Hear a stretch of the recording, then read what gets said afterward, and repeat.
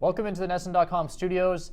I am Nicholas Goss alongside Cam McDonough. And Cam, the trade deadline is Thursday in the NBA, and the Boston Celtics are connected to just about every big player that's been mentioned. But the hang-up possibly with the Celtics is should they or should they not trade their pick swap with the Brooklyn Nets? The Nets are a horrible team, probably going to finish dead last in the NBA, could be the number one pick. Should they give that up in any trade for a superstar player, or should they keep it? This draft is pretty good. Why do you think they should keep the pick? In terms of this draft, first of all, this is a very deep draft, especially at the top. There are a lot of big names. Yes, they're mostly guards, but there are a couple of big guys as well.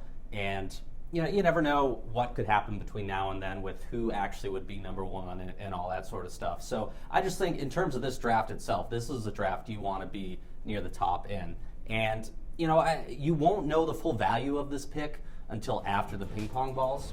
So I think you actually could get more for it if you want to trade it around then. I think that actually is a bigger risk for the Celtics. Because what if it's like the number 4 pick or the 3 pick, and now you can't get Lonzo Ball or Markel Fultz, the two best players in this draft, who are both point guards. And let's face it, the Celtics don't need any more guards. They have plenty of guards.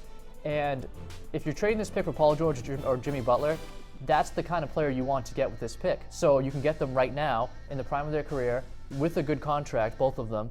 And by the time the player you take with this pick is ready to be a star and a good player on a championship team, Isaiah Thomas, who's already in his late 20s, and Horford, who's a few years older than that, will be past their prime, and maybe the window's passed. And if you give this pick up, you still have Jaylen Brown from last year, who you got in a Nets pick. He could be a superstar player. You have the Nets pick next year in addition to your own pick. So I think even if the Celtics gave up this draft pick, they still have other assets to build for the future.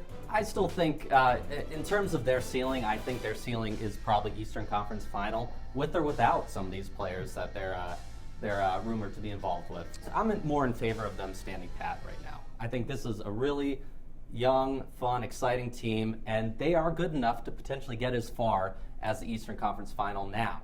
And I would rather them stand pat and try to do something with the pick later and potentially even use it and try to go after guys in free agency as well. As much as Celtics fans would probably like them to trade the pick, I think standing pat is probably what they're going to do. In any event, make sure to keep it locked on NESN.com for all your NBA trade deadline news.